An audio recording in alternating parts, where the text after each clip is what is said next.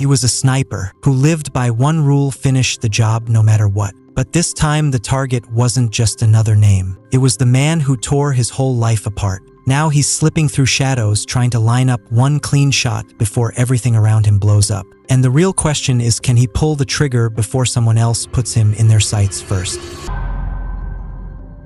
Alright, so the story kicks off with a lone man sitting deep inside an abandoned warehouse. He is calm on the outside, but every move shows he is a trained killer. For days, he has been watching one house across the street, waiting for a glimpse of the person he is supposed to take out. He barely sleeps, just sits there with his gear ready, hoping for the right moment. When the 5th day passes with no sign of the target, he finally steps out to restock his food. After leaving the store, he calls his employer and updates him. The boss tells him to stop wasting time, finish the job, and claim his payment. Hearing that, he quietly decides that this time he won't miss his chance. A man hides in an old warehouse, watching the house across the street. He studies the people coming and going, the guards, the neighbors, even stray dogs. His rifle sits ready beside him. Days pass, but he barely moves. He brushes his teeth, eats quietly, and tries to rest, but every 10 minutes he wakes to check the house again. He memorizes the routines, the patterns, the times people leave and return. Then one night, something unexpected happens. His target appears with a woman dancing lightly beside him. He pauses, heart racing, studying the moment. The city feels quiet around him, yet full of tension. He knows the plan must go perfectly, and every detail matters. He immediately lifted his rifle and focused on his target. The target had no idea. The woman danced right in front of him, moving like she owned the room. He waited for the perfect moment, planning to fire the instant the man sat on the sofa. But just as he pulled the trigger, the woman suddenly stepped in front of the target. The bullet hit her instead. She fell instantly. He tried to fire again, but the guard slammed the window shut and his shot missed. Seeing the mission fail, he quickly packed the rifle into a bag, cleaned up the area, and ran. He jumped onto his electric scooter and disappeared into the night. Before heading home, he scattered some items on the road to mislead anyone following him. He walked farther, leaving the electric scooter behind, and continued on foot. On the way, he tossed his helmet into the river and slipped into a small bathroom at a convenience store. He washed his face, shaved, changed clothes, and cleaned the bathroom thoroughly so no trace was left. Feeling ready, he called a car and headed straight to the airport. There, he quietly disposed of his gun in a trash bin and joined the line to buy a plane ticket, thinking carefully about his next move. While standing in line, he noticed a police dog staring right at him. Panic set in, and he slipped back into the bathroom to freshen up again. This time, he rejoined the line and used a fake ID under the name Felix Anger to get his visa. Boarding the plane, his phone rang. It was his boss, furious at him for messing up the whole job. "What were you thinking? Everything's ruined," the boss yelled. Angry and fed up, the man hung up, smashed his phone, and stepped onto the plane. Once inside, he spotted a strange man sitting a few rows ahead, watching him closely. He got off the plane in the Dominican Republic and immediately noticed footprints and a burnt cigarette near the gate. That's when he realized someone was here watching. He stayed alert as he walked through the street's eyes, scanning every corner. That night, he checked every part of his house, every window and door. He could feel someone's gaze on him, waiting. He set up traps, stayed awake with a knife in his hand, listening to every sound. Hours passed and nothing happened, but he didn't relax. By sunrise, he saw movement near the back door. Someone was sneaking close, careful not to be seen. He held his breath, ready to strike, his heart racing as the intruder stepped closer. He grabbed his gun and ran toward the house. Inside, he saw blood stains everywhere and realized someone had broken in. He quickly called his girlfriend and rushed to the hospital. When he arrived, he found her unconscious in a coma and her brother standing by her side. The brother explained that 2 assassins, a man and a woman, had broken into their home. Their real target had been him, but when they couldn't find him, they attacked his girlfriend instead. She had fought them off with all her strength and barely survived. Even though she suffered serious injuries, she managed to escape and hide. From her hiding spot, she saw both killers driving away in a green roof taxi. Understanding the full situation, he decided to stay up all night watching over his girlfriend. Soon she regained consciousness and told him everything. She explained that the 2 killers had captured her and were trying to get information about him. She endured the pain but revealed nothing. Seeing his love in that condition filled his heart with rage, and he made a decision. He He would get his revenge. That night, he went back home and took out the box where he had hidden his weapons. The next day, he drove around the city looking for the taxi that had taken the two killers. His girlfriend's brother had told him the taxi had a green roof. He searched the entire city for a taxi like that. Even after a full day, he didn't find it. So he came up with a new plan.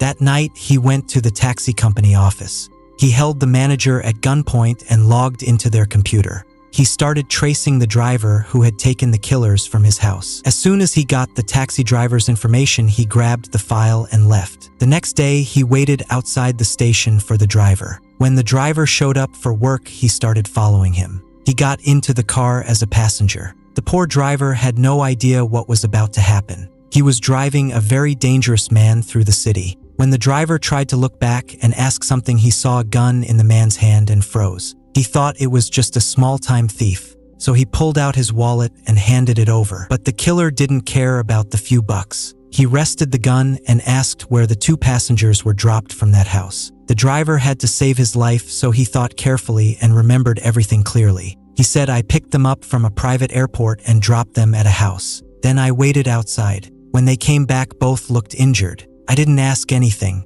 I dropped them back at the same private airport where I picked them up and got paid in full." Thinking back, the driver also said that when they came out of the house, the man's leg was badly injured. "I didn't ask anything, I just thought they were important people going to the airport. Sir, don't kill me, I only dropped them at the airport. It's not my fault." Then the killer told me to take him to a secluded place. The driver tried to reason with him, saying, "Whatever you want to ask, I can tell you, just don't hurt me." But suddenly the killer pulled the gun and shot him without warning and then left. The driver was left shaken, confused, and terrified, not knowing what would happen next. The killer created a new identity and booked a flight to New Orleans. He was determined to track down the two people who had hurt his girlfriend. Once he landed, he rented a bus and drove to a hidden storage unit. There he grabbed some weapons and a new ID. After that, he changed the bus license plate to avoid being traced. He went to a cleaning company, signed up as a worker, and got a uniform and all the tools he needed. With everything ready, he headed to his boss's building, planning to get inside unnoticed as just another cleaner, keeping his real mission hidden. When he stood outside, he realized he needed a pass to get inside. He waited for the perfect moment. When a delivery truck arrived, he got an idea.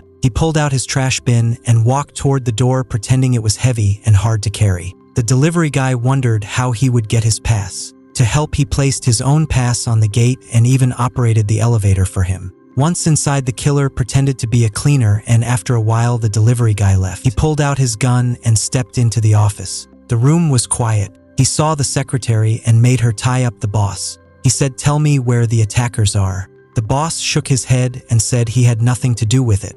He explained the client who paid the ransom was angry because the job wasn't finished. "That must be why those men attacked your girlfriend." He listened, then nodded. Now he knew what he had to do. This wasn't just about revenge. It was about stopping them before anyone else got hurt. They wanted to kill you. You weren't home, so your girlfriend got hurt instead. The boss scolded him, "Why are you back in town?" He said, "Change your identity and disappear for years so the client can't find you." The killer ignored the advice. He grabbed a nail gun lying nearby. First, he smashed it on the laptop and stared the boss down. "If you don't tell me, next it's you." The boss froze, unsure what to do, and stayed silent. Every second dragged on. The tension was thick in the room. The killer leaned closer, watching every reaction. The boss barely even noticed the killer's warning. He waved it off, saying, "Just leave. I've already told you everything I could." But the killer's patience had run out. His anger flared. Suddenly, he hammered nails into the old man's chest, pinning him in place, then pulled out his phone. He demanded answers, shouted that he wanted to know exactly who had come to his house and what they had done. The boss tried to speak, but no words could escape. In a matter of seconds, the old man was gone, lifeless on the floor. There was no time for questions, no time for reasoning, and no one left to stop what was happening. Disappointed and running out of patience, the killer figured the secretary should be taken out too. Why leave a witness behind? But she realized what he was planning and quickly made him an offer. She said she knew he wasn't going to let her walk out alive, so at least hide her body somewhere her family can find it. That way they can claim her life insurance and get a little money after she's gone. She said she didn't care about herself anymore, but her kids deserved something. In return, she would tell him everything about the two people who attacked his home. Her only condition was that the insurance payout must reach her children. She told him that if he killed her and staged it like an accident, the insurance money would go through without any trouble. The killer agreed and untied her for the moment before leaving her alive. He wrapped the boss's body, stuffed it into his trash bin, cleaned the office, and then followed the secretary as she headed home. On the way, she started begging for her life, saying she would do anything if he let her go, but he didn't react at all. When he stepped away to open the garage, she tried to run while screaming for help, hoping someone might hear her and save her, but no one heard a thing. The killer opened the garage effortlessly and drove the car inside. Once inside, the secretary revealed everything she knew about the two other killers and handed him a postcard that showed who had ordered the boss's death. After getting all the crucial information, he grabbed her, snapped her neck, and pushed her down the stairs, making it look like a tragic accident so her children would receive the insurance money. Then he went to the storage unit and burned his handler's body completely. Later, he climbed onto a bridge, held the remaining ashes in his hands, and let them drift slowly into the wind as if erasing every trace of the chaos he had caused. No one suspected him. That night, he cleaned the bus and tossed the fake license plate.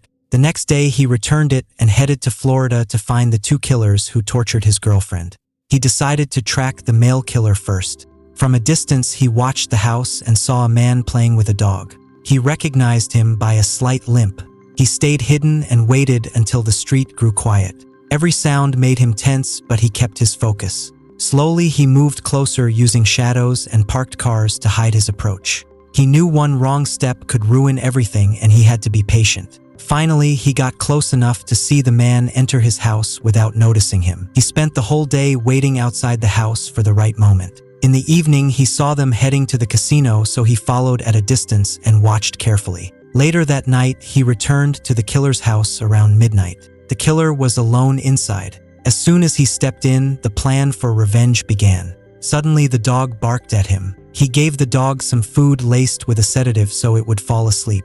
Once the dog was out, he slipped quietly into the house. But the killer had expected him and lunged, ready for the fight. He knew revenge had come for him and nothing would be easy. The fight raged on with no one backing down. Every punch and kick echoed through the empty house. The killer started gaining control, and the man dove into a room shouting, "John the First, know your real name, come finish me and end all the evidence." John moved carefully toward the room. The killer raised his gun and fired through the doorway, hitting John. He fell hard to the floor. The gunshot woke the dog instantly. It barked and ran to protect its master.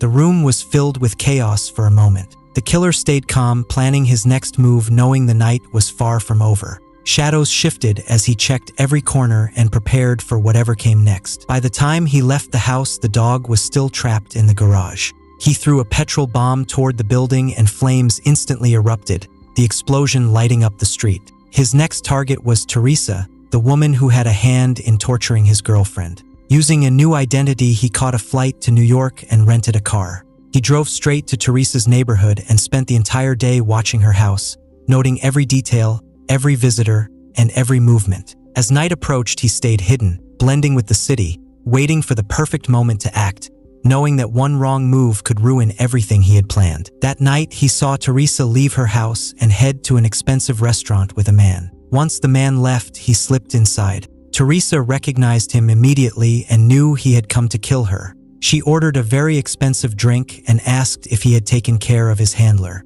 He only nodded yes. She took a sip and said that everything she had done was on her client's orders. She had no personal grudge against him or his girlfriend. She admitted she had opposed the torture and said plainly that she had come there just for him, nothing else. "But when you weren't there, my partner went ahead and tortured your girlfriend." Even after hearing all of this, the killer said he wasn't going to let her go. Teresa followed him toward a deserted park where they would decide who would live and who wouldn't. As she carefully stepped down the stairs, she slipped but reached out her hand for help. The killer ignored it completely. Without hesitation, he fired directly at her. Her body crashed down the steps. Teresa could have struck him at any moment, but she kept her knife hidden, waiting for the perfect chance to act. The killer immediately left the park and caught a flight to Chicago.